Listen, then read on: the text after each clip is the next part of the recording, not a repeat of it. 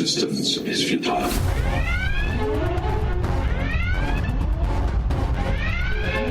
Boldly going where no show has gone before.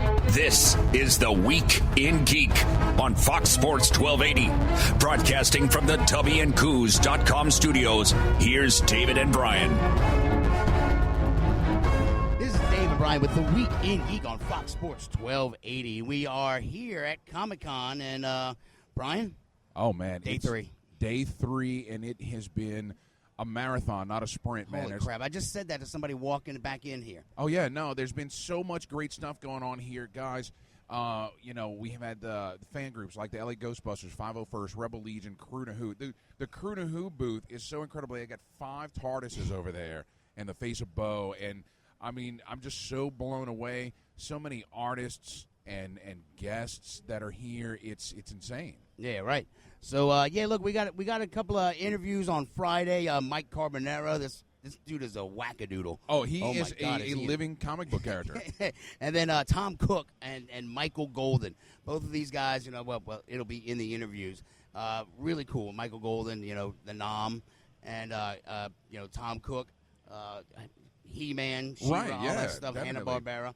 And so, all right, Brian, you want to just get right into it? Yeah, so this is going to be the culmination of our Wizard World coverage. This is going to be a bit of an interview special. So, we're just going to roll the interviews out for your listening pleasure, guys, so enjoy. This is David and Brian with The Week in Geek on Fox Sports 1280. Joining us at Comic-Con at Wizard World is Mr. Tom Cook. How are you doing today, sir? Hey, I'm doing really well. How about you? I am doing fantastic. Very good. So, tell us a little bit about what you have going on at the event, or do we want to talk about your prestigious Hanna-Barbera career? Well, I was an animator both at Hanna-Barbera and Filmation Studios. Filmation did He-Man and Master of the Universe, She-Ra, Ghostbusters, Brave Star, and then when I was at Hanna-Barbera, it was Super Friends, Scooby-Doo, the Smurfs. Yeah, a lot of those different shows. I loved the Smurfs. Let's see, I'm 40 now, so I pretty much grew up while you were doing all that. Yeah. So, thanks. Hey, my pleasure. It's not like I did it for free. They did pay me, so. They did or did not? They did. They okay, paid well, me. that's good. That's good. I mean, so let's talk about what you have going on at the event and what you got. You got any panels or things like that? Yeah. We have a booth back here at B39, and where I do a lot of different drawings for people or signed prints. A lot of people bring in DVD sets of the shows, and I sign those for them. And then tomorrow, Saturday, I have a panel at 2 o'clock called The Art of Saturday Morning Cartoons. So I'm going to be telling how I got in the business and stories about the studios, and then kind of step by step take the fan through how a cartoon was made in the old days. Right. When we used to use this thing called a pencil. Pray tell, what is that? Yeah, it's a piece of wood with graphite clenched between it, and you would actually draw on this papyrus stuff. Whoa. And yeah, it's something. I heard they made it from trees. Yeah, they did. Well, actually, I mean, in all seriousness, though, I mean, how is today's animation? How different is it from where you started? Yeah, it's really different because now you're doing it all in a computer. Right. And rather than drawing the character doing things, somebody else creates the character in the computer for you, and then you just move him. So you no longer have to need to have the skill frame. of drawing, I mean, you in essence had to do it frame by frame, right? Yeah, it was 24 drawings per second. Wow. Yeah, so it was quite a lot of work. Holy crap. And sometimes they would shoot things on what we call twos, and then it would be just 12 drawings per second, but that's still, 120 drawings for 10 seconds. Wow. And you got a 25-minute cartoon to fill. 25-minute cartoon. So, wow. that's why we had about 90 of us in the studio. Yeah, what'd y'all call it, the bullpen or whatever? Well, we just called it the studio. The studio, the slave pits. All right, so what do you have going on right now? I mean, are you still, Well, right now, I'm involved in the best job I've ever had, which is retirement. Oh, retirement. Yeah, so I just kind of go do shows now, and that's kind of a pretty good gig there, too. That gets me out of the house so my wife can do her wedding cake business that she's got. Ooh, cake. You had me at cake. She makes the cakes on weekends, so she wants me the heck out of the house anyway. So this way I get to travel all around the country and meet all the fans. That is awesome. You know your booth number? As B39. B39? Yeah. Come see the glorious Tom Cook. Sounds good. Thank you very much. Absolutely. Thank you, sir. Yep. Tubby & Coos Mid-City Bookshop. Before you get booked up, head over to 631 North Carrollton, right off Orleans, to Tubby & Coos Mid-City Bookshop. Off the books, Tubby & Coos is a nerd mecca for books, board games, and geeky t-shirts.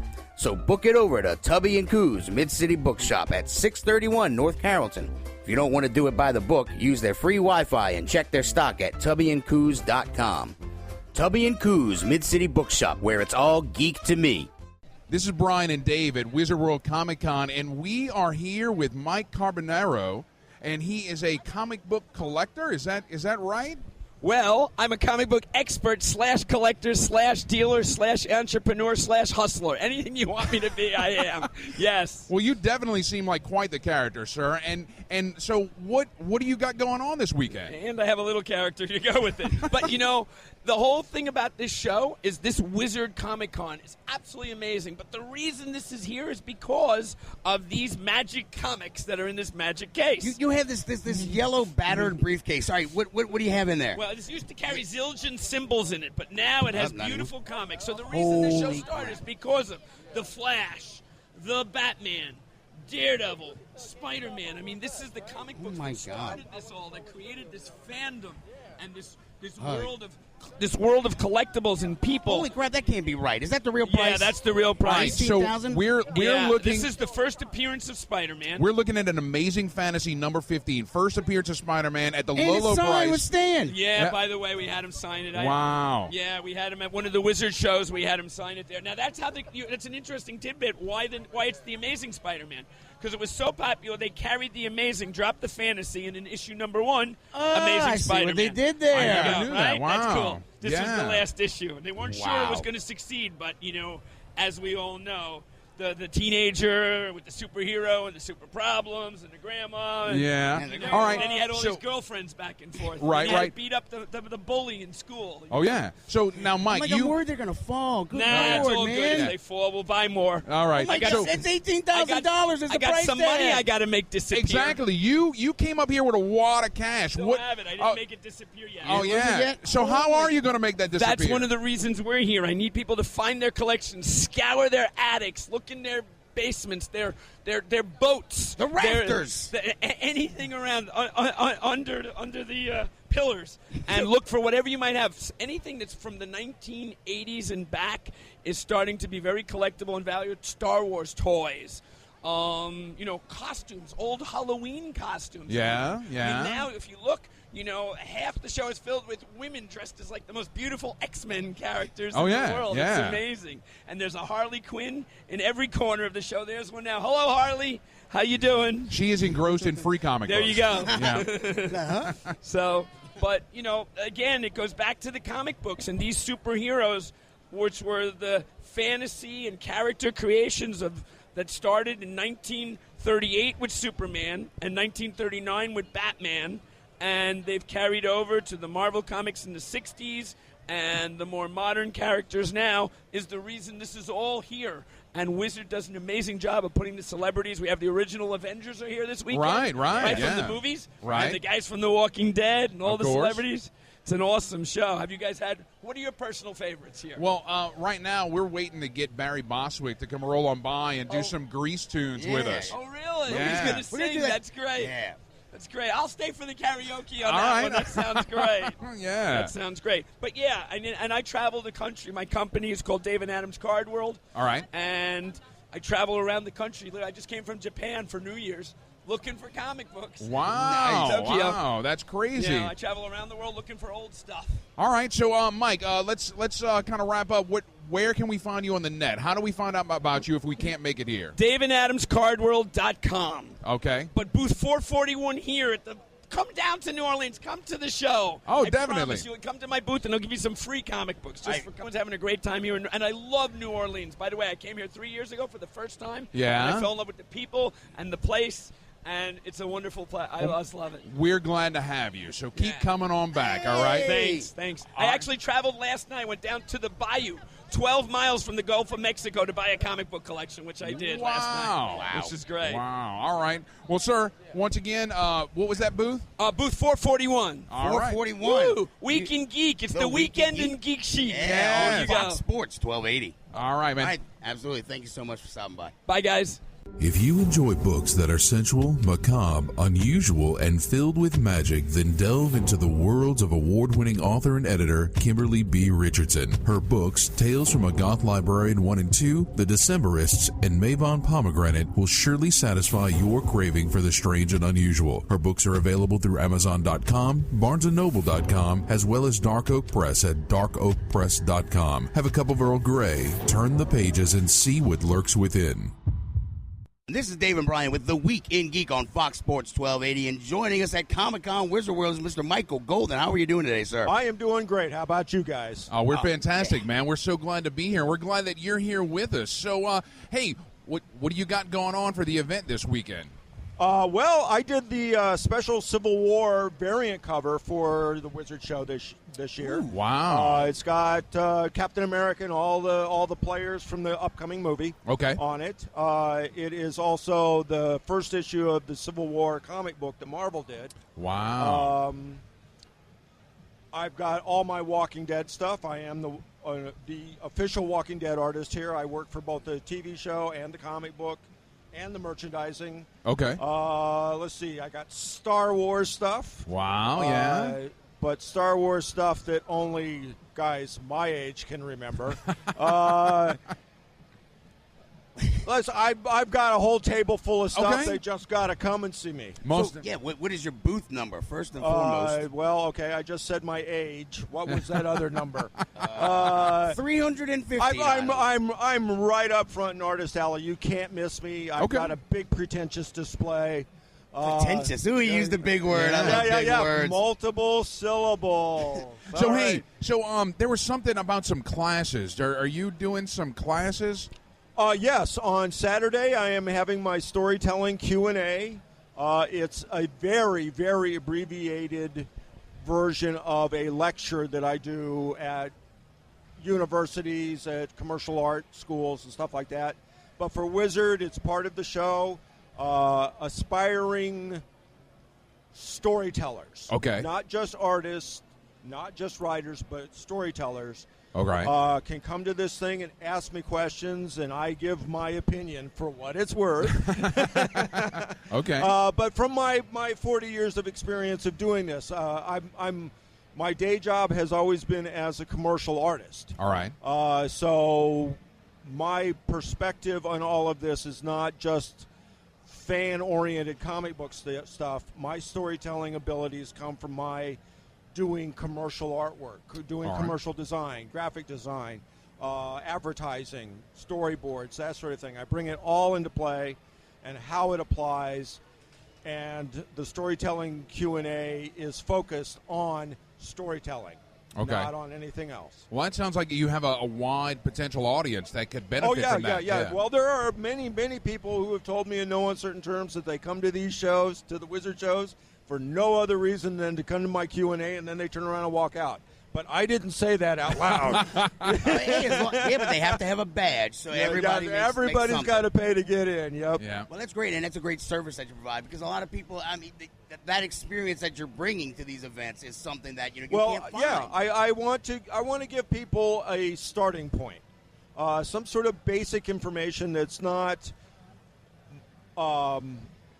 Available on the internet? Well, available on the internet. Well, yeah, it's probably available on the internet, but it's not from a fan perspective. Right. A lot of it is like when these guys come up and they show their work to an artist at the table, he'll go, well, I would do this or I would do that. Well, okay, that's fine. That's his opinion. But I try to give people a basic objective starting point. Okay. These are the things that are absolutely bare bones need to be there. And it comes from my experience as a commercial artist, from my experience as a comic book artist, my experience as an editor. I was an editor at DC Comics. comes from my experience as Marvel Senior Art Director. Oh, wow. Okay. It comes from my experience from working in animation, films, gaming, everything. Okay. I've done there. I hate to say this, but I've done that, been there. Yeah, that's great. I lay it down. And the Nom, yes. That's what I wanted to ask you about because that was one of my favorite comics. That was actually one of the third comics I started collecting as a kid because the artwork spoke to me because I was a G.I. Joe fan. Right. And I was kind of getting to that age where, like, I wanted story. And that was one of my favorites. Well, that was the basis of the TV show Tour of Duty. Right. They just didn't want to pay Marvel for the rights. And welcome to commercial, merchandising. Yeah. That story was all about the story. Right. At the risk of sounding redundant. No, but I get where you're going with that. It wasn't about war. It was about people at war. Yeah. Right. So, bravo on that because that was one of the ones I collected the hell out of. That's one of those jobs where people always ask me, well, what is your favorite thing that you've ever done? And I always say, well, I don't have a favorite because I'm a commercial artist, blah, blah, blah, blah, blah, blah, blah. Right. The satisfaction for me is 20 years later when people come up to me and say, I really love what you did on this or that. And the Nom has always been one of those things where guys my age or even younger who read the book, go, that opened my eyes to a lot of different things. It told me what my dad went through, or the vets come up to me and they say, yes, you nailed it right on the head. Yeah. I get a lot of people that ask me, well, why did you use the style of artwork that you did on that? And I go, to make it more real for people. Right. Ironically or paradoxically, the style of artwork that was so cartoony gave it more drama, gave it more impact, and it made it more real for people. Yeah. No, and it's great. Yeah, well done. Thank you very much. Yeah. That's where my satisfaction comes from, is when people come down to me so many years after the pike and say, yeah, you did it right. And I'm going, thank you. Yeah. Thank you. I tried. Well, this has been an absolute pleasure, bro. Yeah, most definitely. Closing? Well, Mr. Michael Golden, we appreciate your time coming down and talking to us. And once again, you're going to be here all weekend at Wizard World Comic Con, Ernest Morial Convention Center. I'm here until they throw me out. And do you know when your storytelling panel? I believe it's. I'm going to say 12:30, but I'm not exactly sure. And it's tomorrow. Tomorrow on Saturday. Right. It's after. Yeah, it's afternoon. It's either 12:30 or 1:30. But you come here and look at the board, and I'll let you know. All right. Well, you heard it here. So, fine. Get your tickets. The one-day passes are still available at Wizard World Comic Con, wizardworld.com. Yes. And come on down. The tickets start at $39.95. Doors open at 10 a.m. tomorrow, and we'll be here. So, I'm right up front in Artist Alley. You can't miss me. Come on by. Say hi.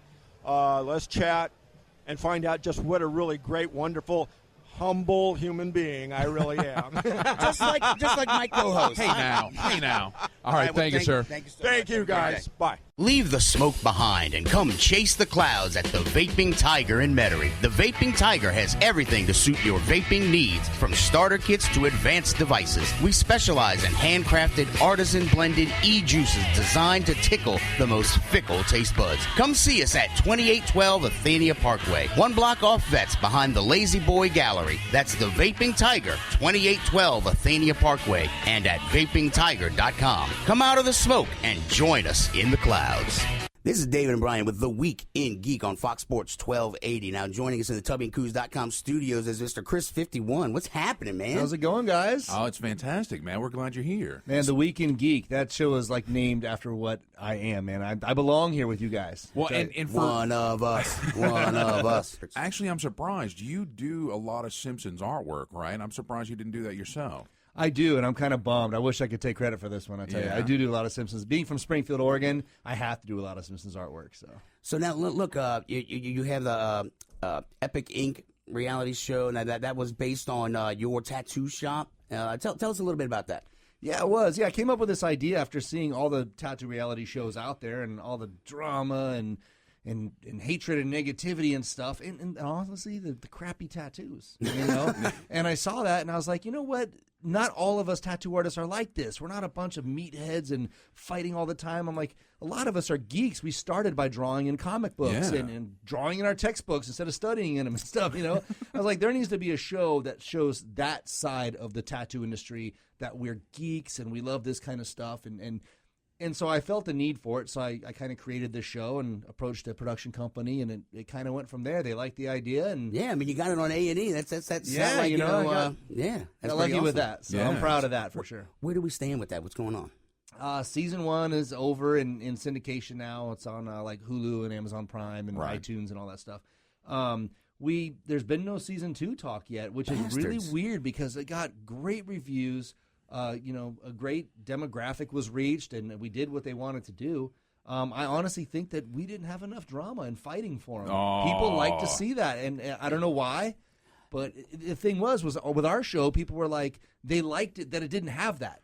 You know? Well, exactly. I mean, that's one of the big things for us. I mean, Heroes of Cosplay was a travesty with all the, the cat fighting and stuff and that was ridiculous. And so, yeah, you don't have the drama. It's actually interesting. You can see more into the heart and soul of what we're as geeks are about. Right. Absolutely. And that was my main thing from day one was I was like, I am not doing this show unless we keep it true to geek life. This is what we are all about. When it comes from the art to our extracurricular activities, everything we do is involving geek culture. And that's what I want the show to be about. And you know what? The producers and director were really cool, and they let us do it like we visioned, which was awesome. So I got to ask, you don't just do tattoo art, right? You're in other mediums as well. Can you talk about that? I do, yeah. I do a lot of painting, a lot of oil painting and stuff like that. I do tattoo art. I do a lot of graphic design.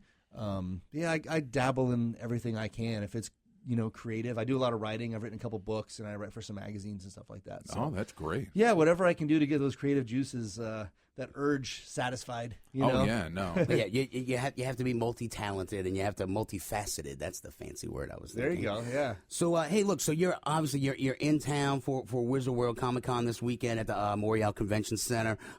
Where can the fans find you? Tell us a little bit about like your panels. You're doing some autographs, some photo ops. Tell us.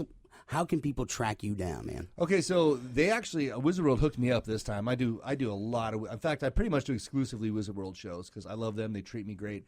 And this year they put me right in the middle of the floor. So when you walk in there, you go to the direct center and follow the sound of 16 tattoo machines. Nice. Because I got 16 of the best geek tattoo artists there. It's like the all-star geek team for tattoo artists. It's awesome.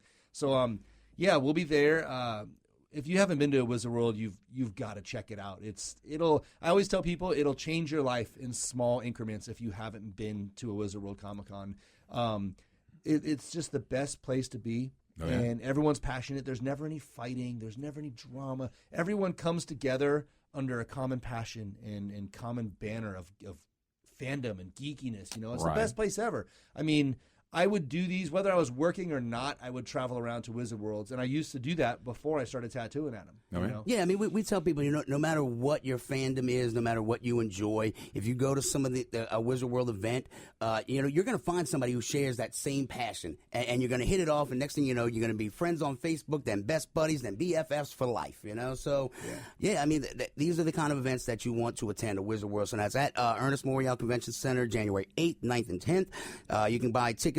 Weekend passes, I believe, are sold out, but we have the daily passes. They're starting at $39.95, yeah. Right, and the hours on Friday are from 3 to 8 today, Saturday from 10 a.m. to 7 p.m., and Sunday from 10 a.m. to 4 p.m. So, man, how many energy drinks are you going to be chugging down this weekend, bro? A lot of Starbucks, I'll put it that way, man, for sure. Especially after hitting Bourbon Street last night. Yeah. You guys, it's dangerous around here. Well, and look, you still have tonight and Saturday night to go. You got to make it, look, it's not a sprint, it's a marathon, all right? Yeah. Thank God I'm on radio right now and people can't see me. It's not pretty right now, dude. Oh, it's all good. All right, so for all the listeners out there, also, for more information, go to wizardworld.com, and you can see the lineup of the fantastic guests they have. Incredible lineup. And folks who've been listening to The Week in Geek have been hearing some of the guests already in previous shows past couple of weeks. So, dude, the Avengers. Shout out to I know. Avengers are here, dude. I'm geeking out myself. I mean, I work at these things, but I go back in the green room, and it takes every ounce of restraint to not be like, oh, my God,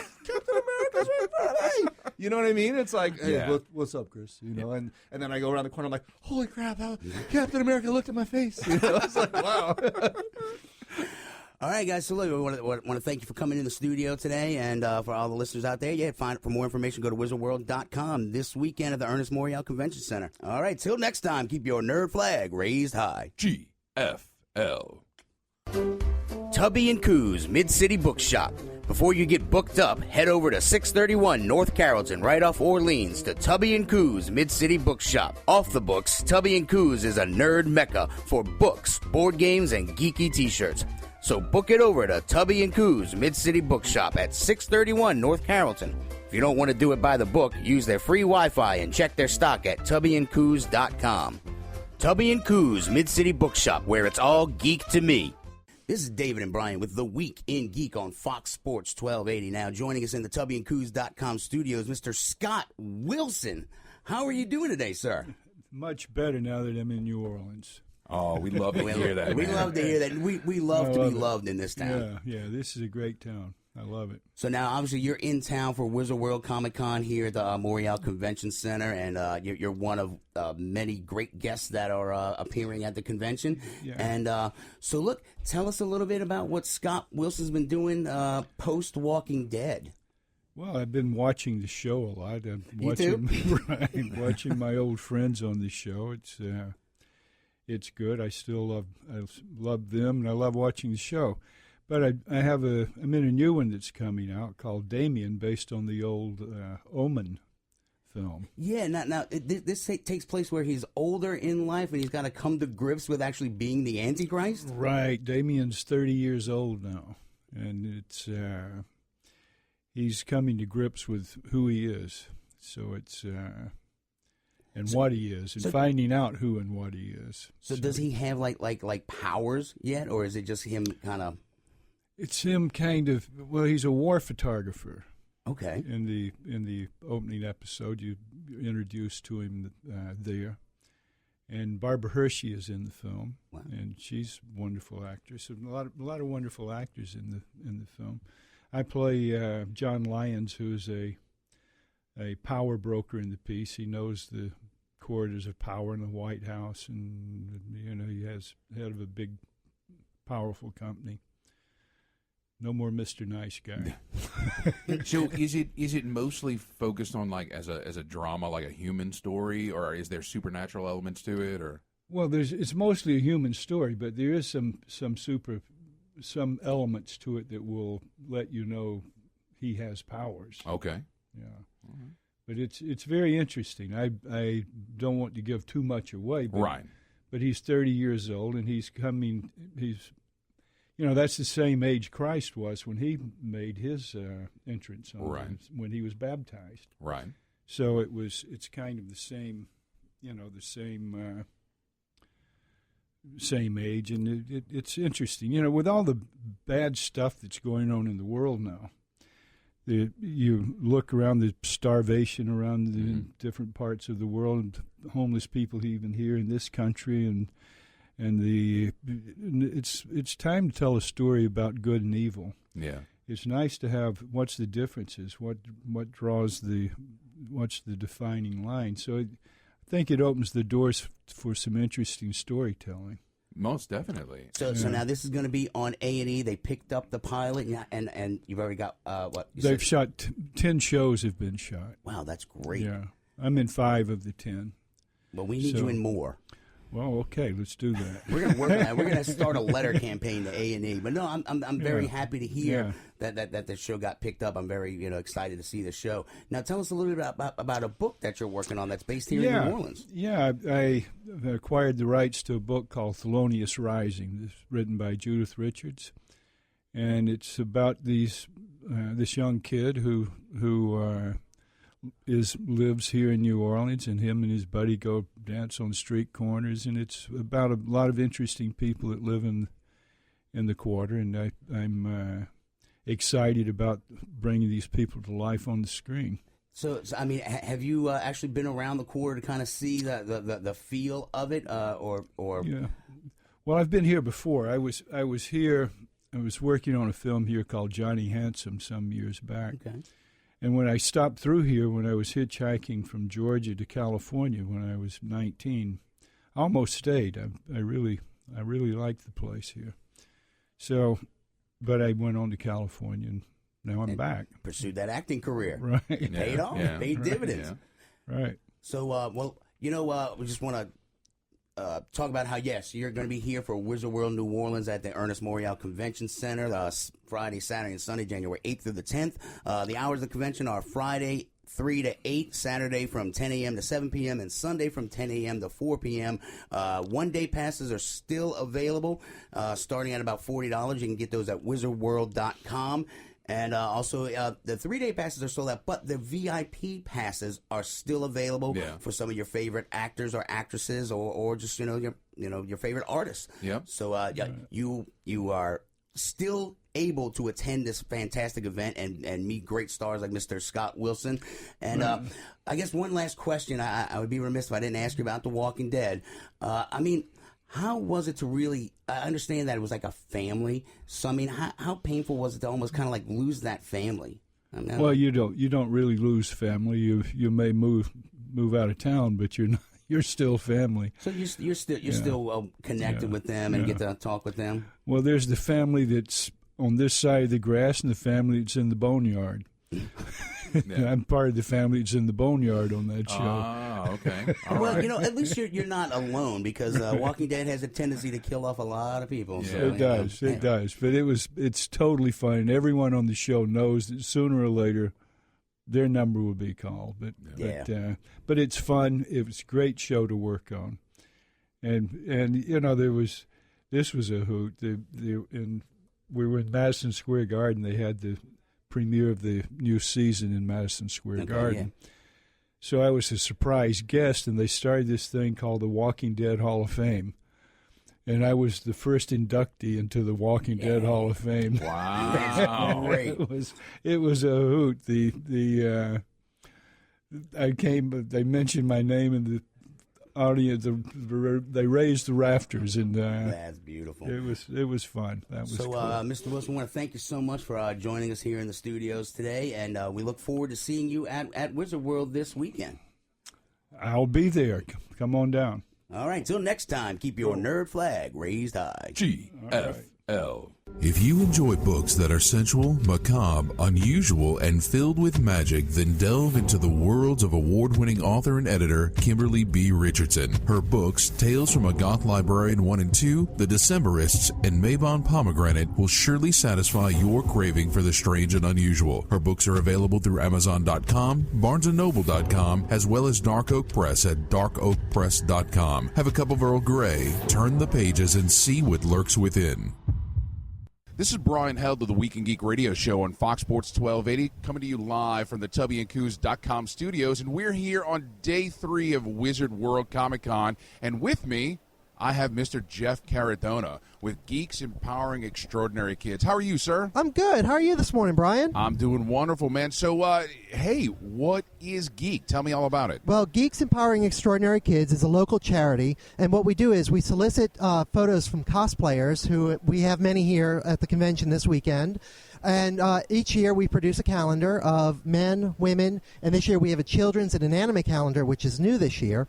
The proceeds of those calendars then go to help us purchase learning equipment for kids with special needs. For example, just last year we had a distribution to KIPP Elementary in New Orleans. We bought them some iPads for their kindergarten to second grade students with the special needs autism class. So what we're going to do is that we had that distribution, and then now we're ramping up for our 2017 calendars by soliciting more cosplayers here today at Wizard World. No, that's fantastic, and it's good because you can see the immediate benefits of those charity dollars coming in directly into our community. That's great. Yeah, and that's one of the things, because our logo is changing the world through cosplay. Okay. And it's one of those things where you can, even if you think, well, I'm just one person, or, what can I do? And even if it's your local area volunteering with a group, I mean, I've been with this organization for about 1.5 years now, and it's just, there's so much cool stuff that can go on that, and it's just one, even if it's one classroom. Right. and then another classroom and another classroom. Okay. No, and you guys do great work. This is how many years have y'all done this so far? I want to say this is our third or fourth year calendar under Geek, and then before then we were Geek Girls with Guns. So of course we wanted to open up a little more to allow everybody to get Right. a chance for a calendar, Most to be definitely. in a calendar. Tell me about, you've got the 2016 calendar. This is the women's charity cosplay calendar you have That's here. correct. And tell me a little bit about what you got here. Well, this year, the other local celebrity, since you are local celebrity Brian Held, but Remy D was our cover model this year for the 2016 calendar. She had, this is her version 1.0 of Loki. Right. And from what I understand, she has version 2.0 that she entered last night in the Wizard World contest, correct? Yeah, she did. I saw some pictures pop up online. We are pretty sure, I haven't verified it yet, but we're pretty sure that she and her group won Best of Show last night. Awesome. So definitely come and get a calendar of the 2016 winner, of Best in Show. Right. Allegedly, until we verify. Right. And I guess the most important part is where can folks get this online? Where's the web online, address? if you go to geeksforkids.org, that is our place where you can go and can purchase the calendars. Calendars are a $20 donation, and they do print to order, so I'm not quite sure what the turnaround is right. from the printer to get them to you. $20, you get your own calendar. We don't run out of stock for that way, so... So tell me about the vetting process. There's so many cosplayers that have rolled through this place. They're suspecting numbers of 50,000 people to roll through here, and I'm sure you've been taking pictures all day long, yesterday and the day before. How do you get in the calendar? How's that work? Well, as far as getting chosen to be selected to get your picture taken, it's kind of like the four of us, whoever's at the booth, we're like, we need to get them. Okay. And then we send one of our production assistants out to see if they would like to take some pictures. After that, we do have a little bit of a process that we go through. There's an iterative process. Rob Serio, yeah. will go through, and he will get the most viable pictures and the best pictures, and then we kind of go back and forth about who made it. If there's someone that maybe hasn't been in the calendar yet. If you're down to two really good pictures, one person, the other person, right? Maybe right. get someone new a year. So what if we had somebody out there who is an exceptional cosplayer, wanted to be in this calendar but couldn't make it to the event? Do you take online submissions? We're actually working on what the process is going to be for that. So we are working for it. Just send us an email to geeksforkids@gmail.com.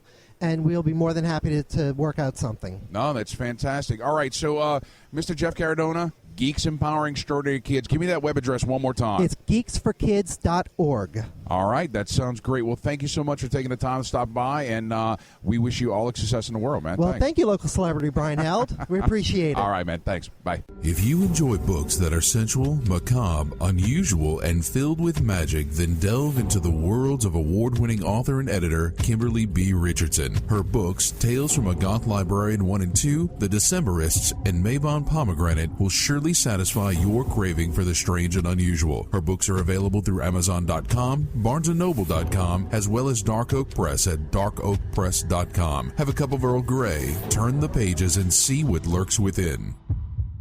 This is Dave and Brian with The Week in Geek on Fox Sports 1280. Now joining us in the TubbyandCoos.com studios is Mr. Barry Bostwick. Bostwick, that's me. Yeah. Isn't that me? That is you. Oh, my God. I'm so happy to be here. I tell you, it's like a love fest in here. We got Danny freaking Zuko in here. Yeah. Hey, Zuko. Yeah. Zuko. Cool character. He was. A 72 greaser, it changed the world. Oh, did it? Yes. Changed my world. Yeah. It was like my first Tony nomination, and it was it was a great show. First time that anybody had really explored that period musically, other than Sha Na Na, or those groups, and we put it together. And now also, last time we spoke, we didn't get to really talk about this, but the whole Rocky experience. I mean, Which one? What's Rocky? Yeah, my whole life is a Rocky experience. Rocky Horror Picture Show. So now you weren't even aware that the movie had been released, right? You had moved on to some other projects. Yeah, I was doing a lot of theater and stuff in New York. I didn't even know it had come out. Or I don't remember it coming out. Those were the 70s. Yeah. So I don't remember much about the 70s. You were expanding your mind? And expanding my career and expanding my social life, in a way. And I had no idea it had come out. I had no idea it was a flop, and I had no idea they were putting it out in the midnight circuit until a year or two later. And I was invited to one, and they handed me a gold record, and I gave them a pair of underwear that I supposedly had worn in the movie because I was in my underwear most of the time. Yeah. So I signed and framed a pair of underwear for these guys, and they gave me a gold record, and the rest is history in my book. So now I sell underwear at Comic Cons occasionally. And do you really? I do. And my wife is so embarrassed. She goes, "You're selling your underwear? What's wrong with you?"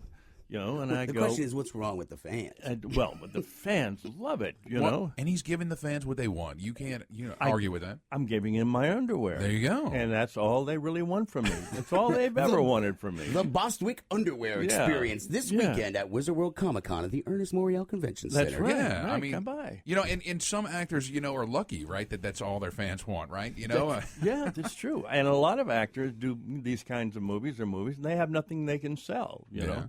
So I can sell my underwear. And if I had, high heels, size 12, I'd sell those too. But those are too expensive. Right. I can get my underwear at Target.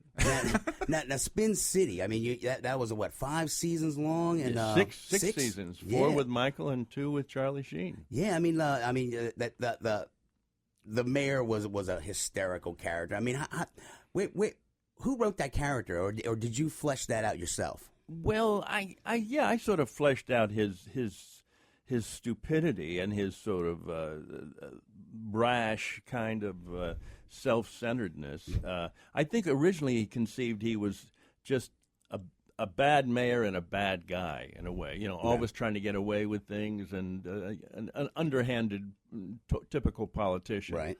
And I wanted him to make him a little more just sort of in his own world but still capable of solving a real problem if it came up. And luckily I was able to convince them that occasionally, at least once a season, the mayor would stand up and solve something, so Michael Fox wasn't always just stepping in and saving my ass.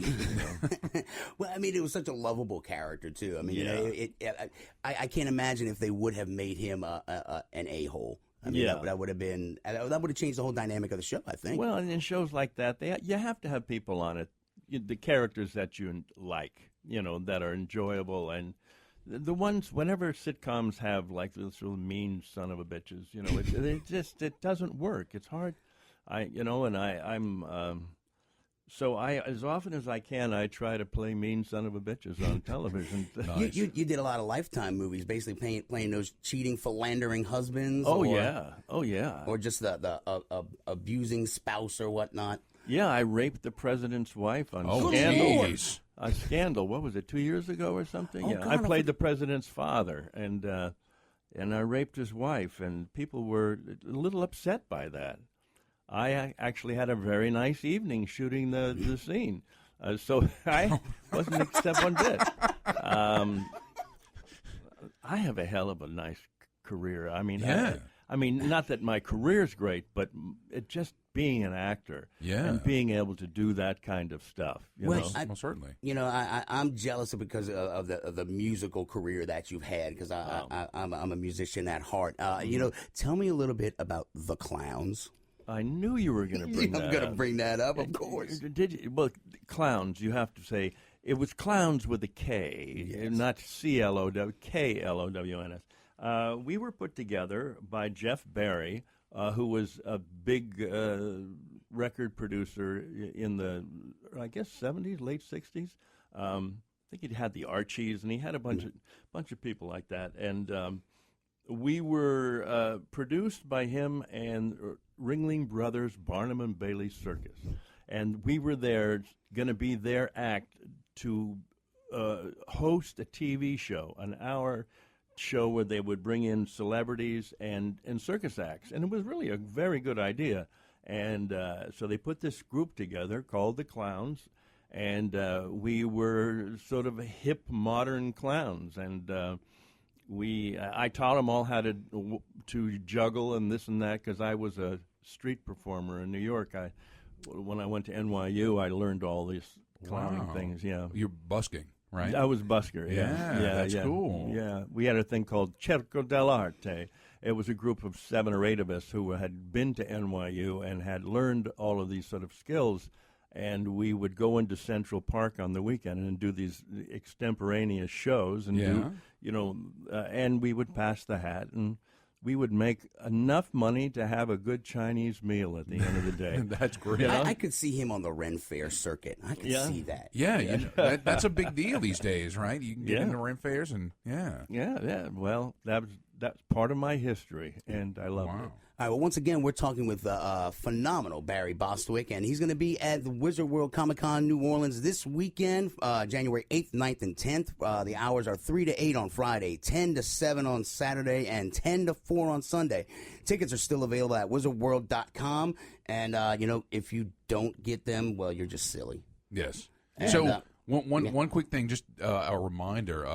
You want the show tunes at the show floor. Yeah, right? We want to break into song with you, sir. We're going to be at booth 522, and we feel the need to break out some show tunes on the Comic-Con floor and do a little bit of grease. Are you down with that? Yeah, sure. We'll do it. Okay. We're going to do it. They're doing that reboot on Fox this month, the live Grease, and I'm looking forward to it. It's being directed by the guy who did Hamilton on Broadway just last season, and I think he's going to bring a real freshness to it, and I can't wait to see it. It's got a good cast, and I'm not in it.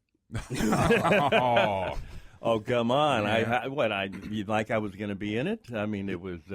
I wasn't even in the movie when we did it on Broadway. We were all in our early 20s. You'll always be Danny Zuko to me, sir. Thank you. Thank you. All right. Well, once again, we want to thank Barry Bostwick and Wizard World. So check them out at wizardworld.com and come out this weekend to the Ernest Morial Convention Center. So till next time, keep your nerd flag raised high. GFL.